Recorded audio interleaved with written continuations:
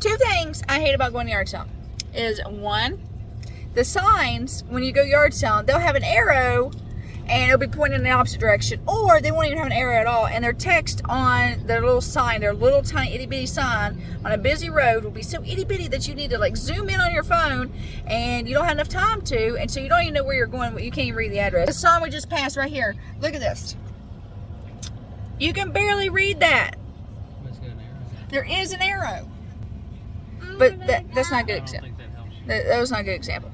A good example is when people use cardboard and then use a regular ink pen to write on it. That's a good example. Very good example.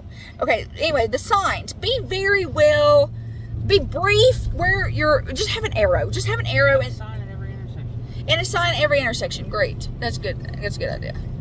And then lead your customers to you. Don't just put a great big, we've seen yard sale signs where there's like a great big huge paragraph on these things, like there's no way we could read them. So that's one, is your signs. If you're gonna have a yard sale, make sure your signs are, just lead your people to your yard sale with different signs. If you're going to have a yard sale, you're going to have multiple signs. You're going to have to say, turn here, come here. I love those yard sales when we go to, and they're like, almost here.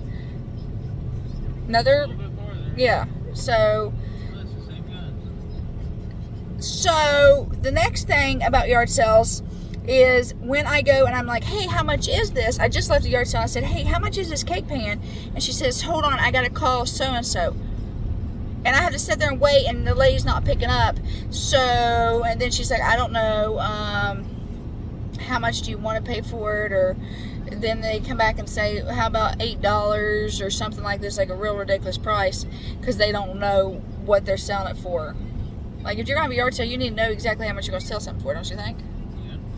So those are the two things that I hate about yard selling that people just don't take into consideration. If you're going to have a yard sale and you're going to set up, you need to know how much you're selling your items for before you have your yard sale. And two, your signs need to be big signs. You need big signs. You don't need these little tiny rinky-dink signs. You need a decent sign, and there needs to be an arrow on it leading people to your yard sale. You just don't write a great big address on it and put it in the middle of town and expect people to find you. And we've had that happen.